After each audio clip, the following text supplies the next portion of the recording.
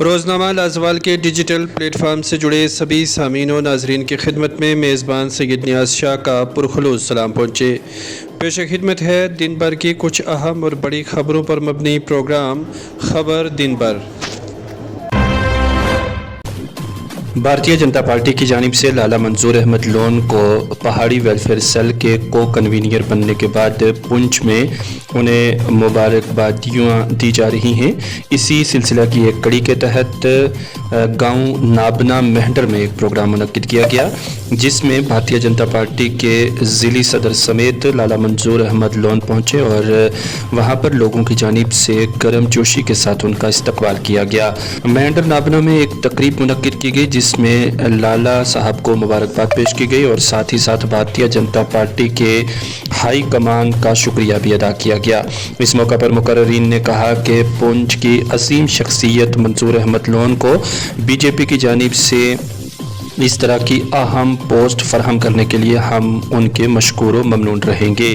وہیں پر لالا منظور احمد لون نے کہا کہ ہم کوشش کریں گے کہ مل جل کر کے عوامی فلاحی بہبود کے کام کاج میں حصہ لیں۔ انہوں نے کہا کہ میں جہاں ان سبھی عوام کا مشکور ہوں، وہیں پارٹی کے ذمہ داران اور اعلیٰ کارکنان کا بھی شکریہ ادا کرتا ہوں کہ مجھے ایک اہم ذمہ داری خدمت خلق کے لیے دی گئی ہے۔ Directorate of school education Jammu کی جانب سے سمر زون میں پڑھنے والے اسکولوں کی ونٹر ووکیشن میں تھوڑی سی مزید اضافہ کیا گیا ہے، یعنی کہ چھٹیاں جو ہیں وہ ایکسٹینڈ کر دی گئی ہیں۔ اس مرتبہ جو نوٹیفیکیشن آیا ہے اس میں یہ بتایا گیا ہے کہ اب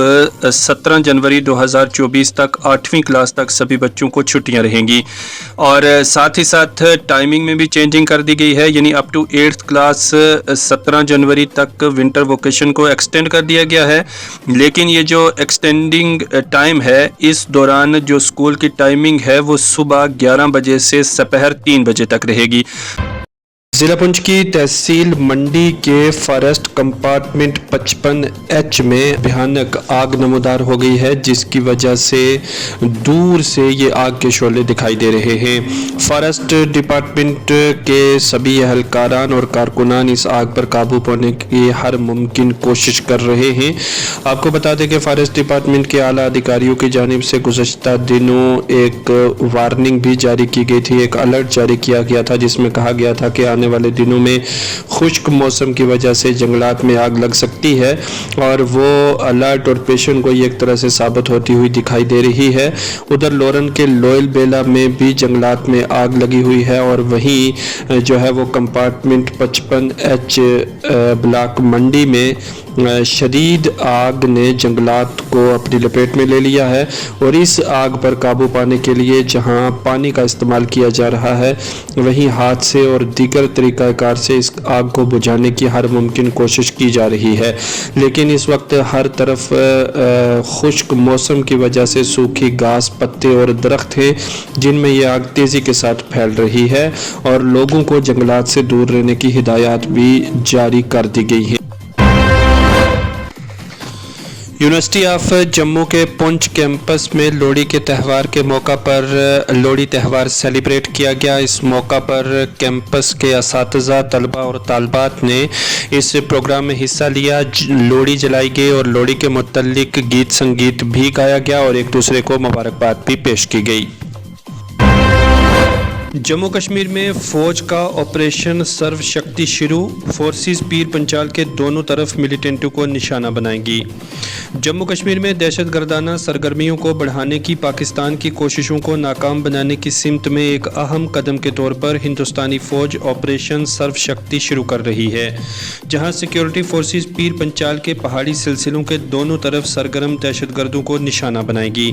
حالیہ دنوں میں پاکستانی ملیٹنٹ گروہوں نے پیر پنچال کی حدود کے جنوب میں خاص طور پر رجوری پونچھ سیکٹر میں دہشت گردی کو بحال کرنے کی کوشش کی، جہاں دہشت گردوں کے حملوں میں تقریباً 20 فوجی جاں بحق ہوئے، جن میں تازہ ترین 21 دسمبر کو ہوا جب 4 فوجی ڈیرا کی گلی میں شہید ہو گئے۔ ذرائع سیکیورٹی فورسز نے بتایا کہ آپریشن سرو شکتی پیر پنچال حدود کے دونوں اطراف سے مشترکہ انسداد دہشت گردی کی کارروائیوں کو انجام دینے کے لیے ہوگی، جہاں سری نگر میں قائم 4 چنار کور کی تشکیلات اور نگروٹا کے ہیڈ کوارٹر ڈراولی وائٹ نائٹ کور کے ساتھ بیک وقت کارروائیاں کی جائیں گی۔ انہوں نے مزید کہا کہ Jammu Kashmir police, C R P F, special operation group اور انٹیلیجنس ایجنسیاں یوٹی میں خاص طور پر راجوری پونچھ سیکٹر میں دہشت گردانہ سرگرمیوں کو بحال کرنے کے پاکستانی عزائم کو ناکام بنانے کے لیے قریبی تال میل میں کام کریں گی۔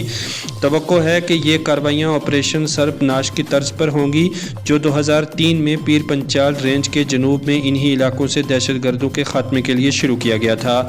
Army chief general Manoj Pandey نے حال ہی میں کہا تھا کہ 2003 سے اس علاقے میں دہشت گردانہ سرگرمیاں تقریباً ختم ہو چکی ہیں، لیکن مغربی دشمن اب اسے دوبارہ زندہ کرنے کی کوشش کر رہا ہے۔ انہوں نے شمالی کمان کے ساتھ ان دہشت گردوں کے خطرے سے نمٹنے کے طریقوں پر کور کمانڈر کے ساتھ بھی تفصیلی بات چیت کی۔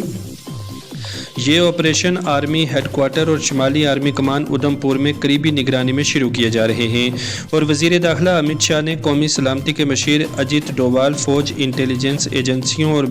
بیرونی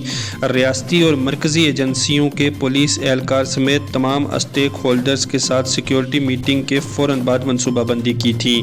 شمالی فوج کے کمانڈر لیفٹیننٹ جنرل اوپیندر دویدی نے دہشت گردوں کے خلاف مربوط کارروائی کے لیے جموں کشمیر، دونوں خطوں میں اعلیٰ سیکیورٹی فورسز کے افسران کے ساتھ کوارڈینیشن میٹنگیں کی ہیں۔